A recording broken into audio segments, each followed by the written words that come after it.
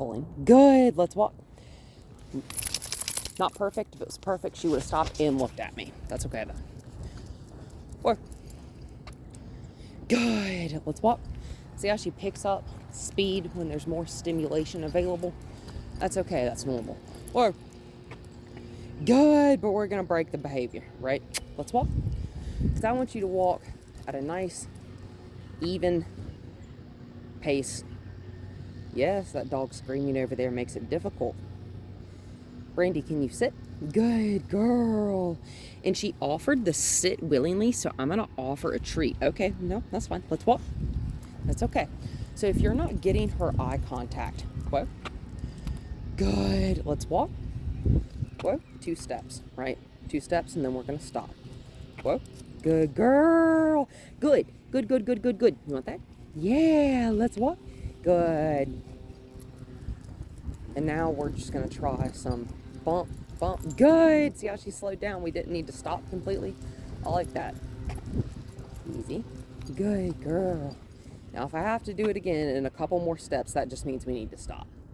Because if she's slowing down when we're pulling, when we're bumping our hand just a little bit, and then she's speeding back up again immediately. Ready, walk. Walk. Good. Let's walk. That means she's not ready to regulate her speed by herself. Walk. So that means, good, we need to regulate it for her. Walk. By walking. 1. Walk. Good. Maybe 1, 2, and stopping. Good. 1, 2, walk. And stopping. Good. Good. And that is going to teach her that whenever you feel that tension on that harness from that leash, that means I need you to stop. Walk. Walk. Good. That means I need you to whoa and I need you to sit. Yep. Let's walk. And I'm just going to move like a grandma right now because my back kind of makes me feel like one. Good, good, good. Yes, getting older is fun. I can't wait till I'm like, I don't know, my 40s, 50s. Good. No tension here when we stop, okay? She's not pulling on me. I'm not going to pull on her. That's the deal. Let's walk. Walk. And I essentially just step my legs apart. Good. And step them back together. Good, good. 1, 2, and then I step together with my feet. Good. And when I'm stepping together with my feet like this, good. That's letting her know I'm planting myself right there, and we just need to stop. Okay? Because I don't know if this is, well, some dog trainers do teach their dogs or cues with their legs. Good. So one of my dogs, well, my dogs know a leg cue that is back. And when I slide my foot that's closest to them back on the ground, they know that that means I need them to back up at least 1 step. And if I keep sliding my foot back from like here to here, that means they need to back up more. So if I start with here and they don't back up enough, I go ahead and slide my foot back and they'll back up to wherever that heel ends up landing. Good. Even if I take 3 or 4 steps backwards, they'll keep backing up with me. I like that. Work. Good. And personally, I think back is a slightly more advanced command than a lot of people may give it credit for, because your dog doesn't instinctually want to move backwards, right? They want to go forward unless they think that they are in a space where they can't turn around. Especially a dog her size, their automatic reaction, good, is going to be to just turn around and get out of the space. So back is slightly more advanced command. Good. Let's walk. Good girl. That's really nice, Brandy. Good, good girl. Oh, there's a worm. Good girl. And we have to stop to let crazy people like me, throw worms back into the dirt. Good girl.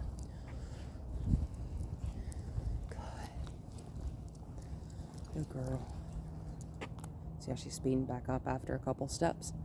I want you to stay slow, and we're not going to do it in an arm wrestling match.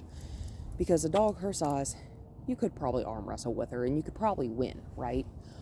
But we don't want to arm wrestle with her because that's not comfortable for us. So like right there, I'm going to bump. Good. Good, Brandy. Take it. Let's walk.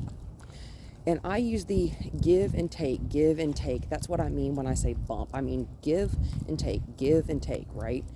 And I do that because I'm a horse person. You can't wrestle with 1,000+ pound animal and think you're gonna win. It's just not gonna happen. So, in that same respect, I treat dogs like I can't arm wrestle with them. Good. Even though it would take a relatively large dog for me to really lose an arm wrestling match with. Let's walk. And that's just a person coming up behind us. What? Good. Good girl. What? Good girl. Good, Brandy. Good girl. Excuse me. Whoop. Good. See how her back feet are in line with my toes? She's too far ahead. Hey, Brandy. So I'm going to lure her with a treat. Luring is kind of like bribing. Take it. Good. And when an animal is in a very stimulating environment, we may need to bribe them, but we don't want to have to bribe them for everything. So like, without bribing or any kind of bribery, she'll sit and she'll just sit there. I like that a lot. Some dogs won't. Hi, such a good girl. Now I'm going to reward that eye contact, right? Good girl. And that trail leads into the main part of the park. But for today, we're going to do the gauntlet and head back. Good girl. Well, we're going to start our sessions on a really open, loose lead, okay? Like when I gave her all 50 feet. It's a really nice, open, loose lead, right? She's got plenty of room to move. We're on a short leash right now. It's okay. Bump, bump, bump. See how there's no slack in that line when I jiggle it? Bump, give. Yep, give and take. Good. See how that's better for both of us? No tension.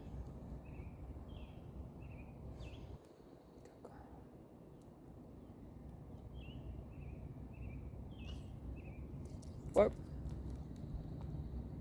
It's okay, she didn't actually go anywhere. Can you sit? Good girl. Take it. Let's walk. Good job, sweetheart. And we're gonna do this regulation of speed with the walking a couple steps. And we're gonna bump, bump, bump. Good girl. Good girl.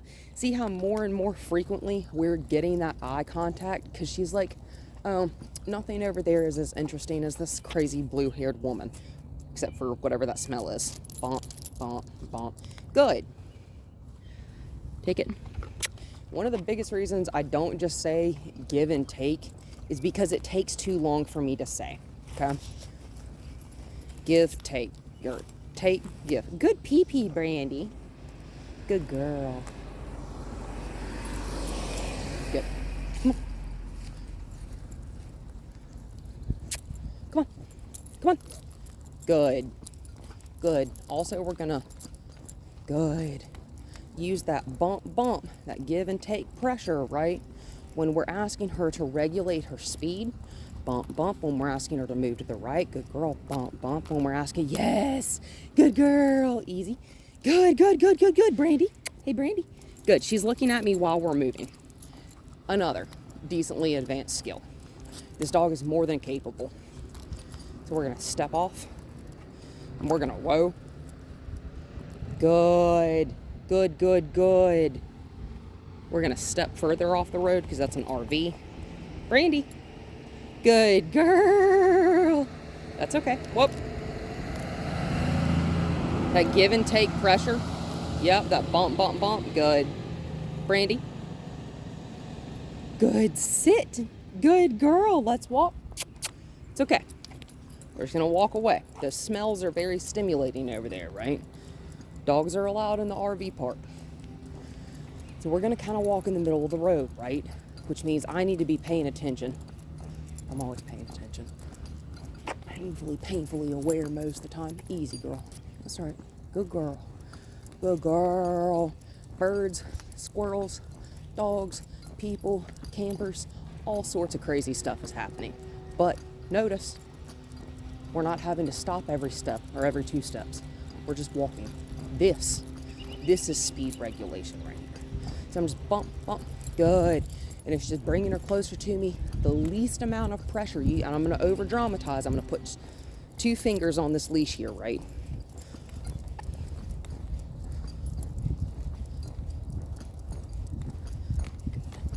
I've just got my other fingers here. Good. Just in case I need to. I'm gonna bump, bump. I'm gonna bump, bump. Good. We're gonna bump until she gives to our pressure, right? She yields to us, not the other way around. So like, if she's pulling on this leash, or any dog for that matter, if the dog is pulling on the leash and you're just going along with them, letting them drag you down the road, you are yielding to their pressure. We want them to yield to our pressure. Because you know what? I've got thumbs. I feed you. Like, my house, girl. My house. My rules. Good girl. But we have to communicate with our dogs that information in a way that is fair and considerate of the fact that they're very sensitive, emotional animals, right? Dogs are great service animals. Why? Because they are highly emotional. Let's walk. Good. People humanize the way dogs feel and see things because they're easy to humanize. Animals that are easy to humanize have generally more in common with us. Good, come on. And dogs, obviously, were bred to work with us, for us. They're meant to protect us. Horses carry us through battle.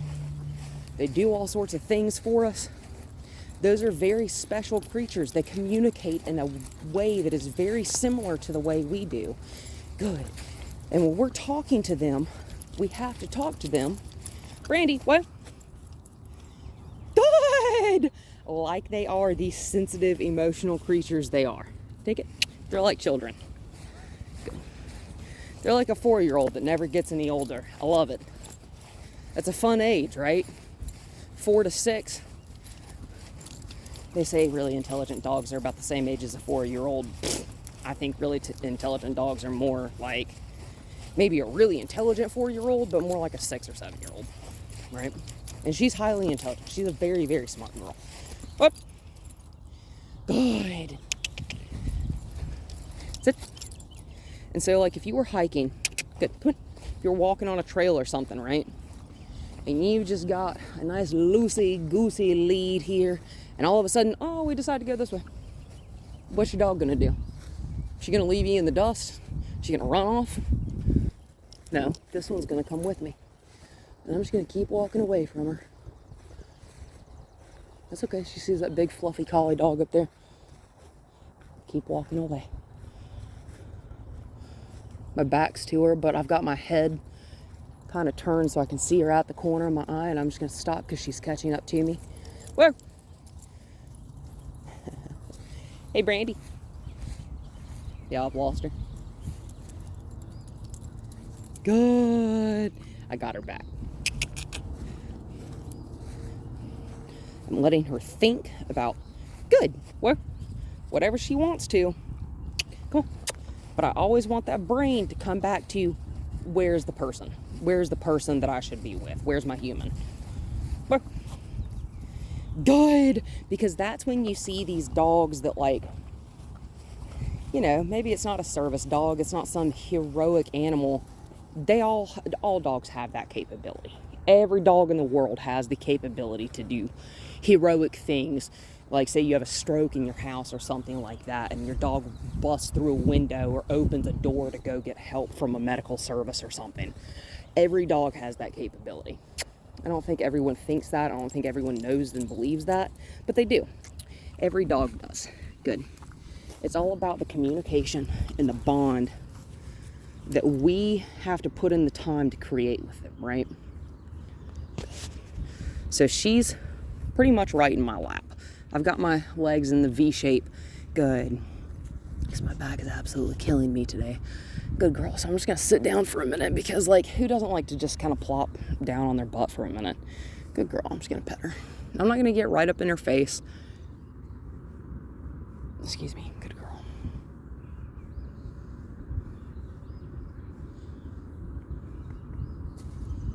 I'm going to leave her be for a second. Let her think.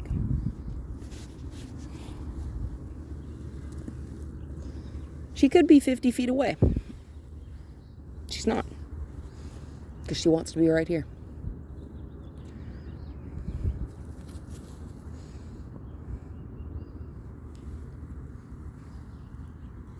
And see, like right here, I'm not going to ask her for anything because I know I don't have her attention, right? I'm also going to pet her. So if she were whining or acting anxious, I would not be petting her because I don't believe in coddling. A lot of people humanize animals in the incorrect ways. And I'm not saying this is just y'all specifically. I'm just saying humans in general humanize dogs in the incorrect ways. And, you know, for an example, dogs don't want a cake on their birthday. If you want to give them something on their birthday, they'd rather you hand them a piece of beef lung or a beef heart or something like that.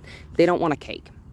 And in the same way, people humanize dogs like they are children. Our dog doesn't want us to coddle them when they are nervous. And some dogs do, but those are the dogs that you see that, like, when another human being walks into the house, that dog's immediately trying to get into their person's lap and is just like refusing to move. And that's also when you get possessive behaviors. Because at that point they feel that they are protecting their person. We have to let her sit here and think. She's being good. She's not doing anything wrong. She's just looking and surveying the area. I believe she may have miniature American Shepherd, which is what people call a mini Aussie, which is where you're seeing that merle and that heterochromia in her. She's most likely mixed with something more terrier, maybe possibly a rat terrier, which is what gives her that shorter coat. But who actually knows? Yeah, you hear stuff. This isn't like, we're not going to coddle her when she is anxious, though, because that just rewards the dog for the anxious behaviors, okay? So if she were whining, what would we do? We would continue to walk. I would gain her attention. We would do the take one step and we're going to stop. Take one step and we're going to stop. We'd take 2 steps and then we'd stop.